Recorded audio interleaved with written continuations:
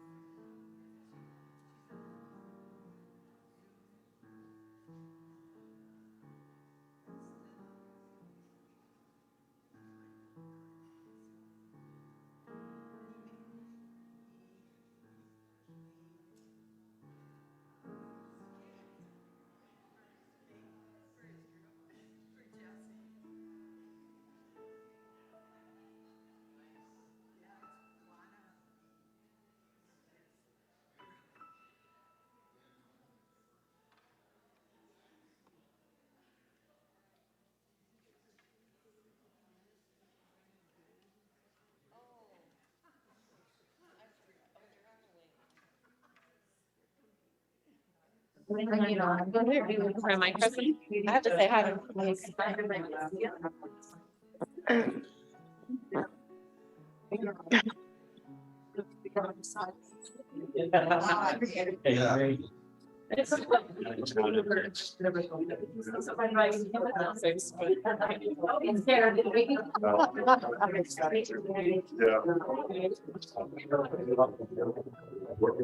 Yeah, maybe I can just, yeah, right.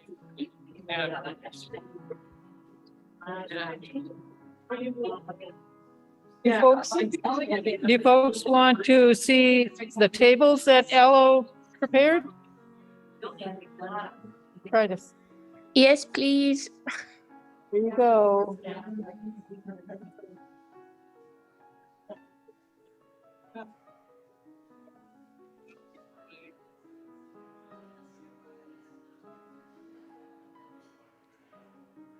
Remember these little guys?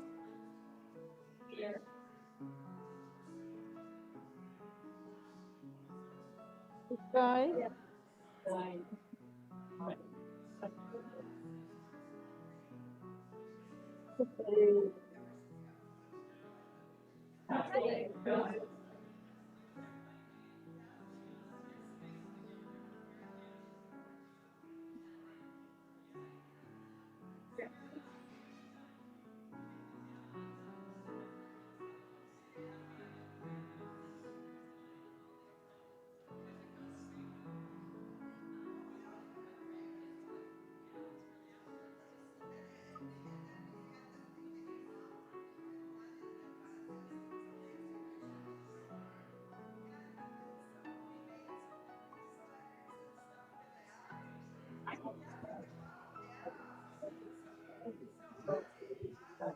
Thank you for that. Thank you.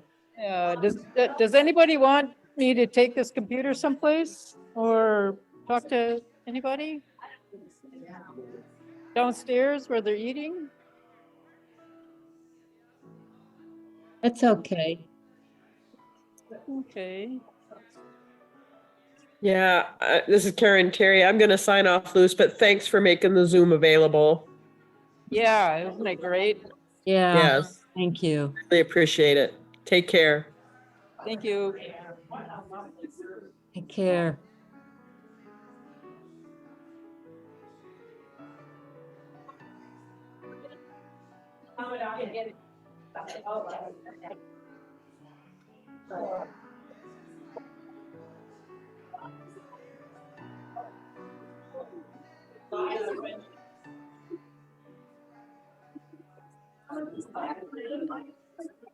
Is there any way we can get, is there any way that I'm able to chat with Bill?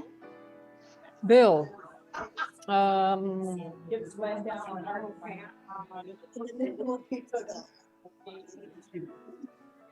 want to chat with Bill? Bill is not here, right? He's downstairs? He's downstairs. I'll take you downstairs where Bill is. Are you gonna stay with me? Yes, I will.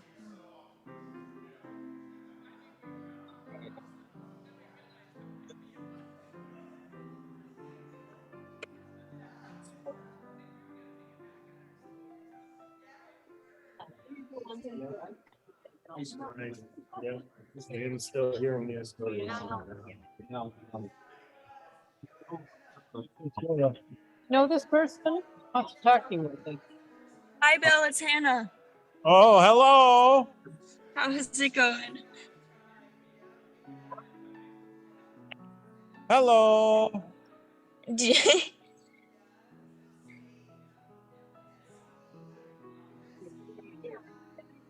Sorry. It's okay. Time to talk to you. Okay. Oops. Hello. I just wanted to send my regards. Okay. Thank you very much. Yes, you're welcome, Bill. Yeah.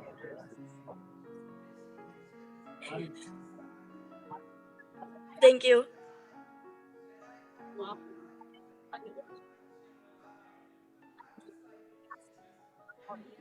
He's came over a couple of times. Okay.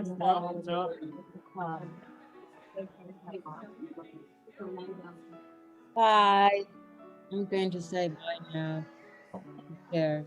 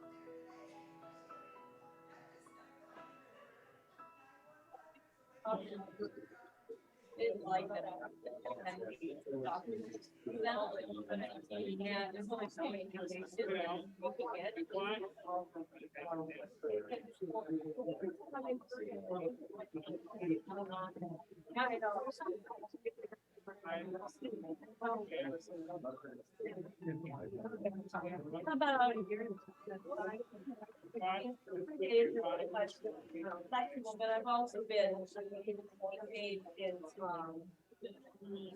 oh, boy, what a nightmare. Pretty much.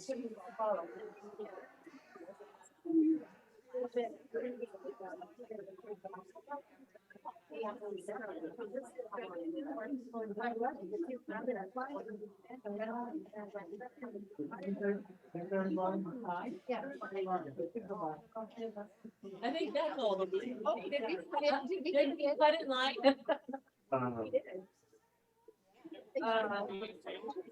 Well. I like it a lot. The sad thing is, I went to their teaching class. So much. Well, good. Some of your people. We got some stragglers. Hey, you're gonna come eat with us. Well, I tried that, but it's too noisy. I mean, we went to a lot of restaurants and all I did was went to chicken broth food. And then we went to they also went to an American pizza place. Just to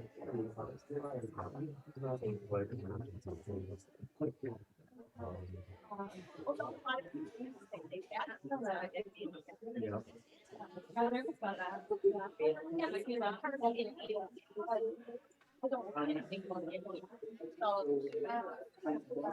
Time I believe in Underwood, it was sort of the so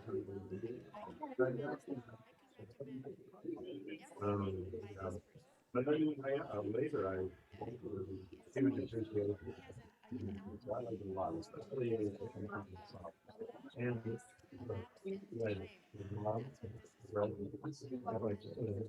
there's enough now. I wouldn't even use the principles.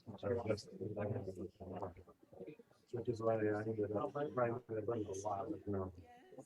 So, yeah.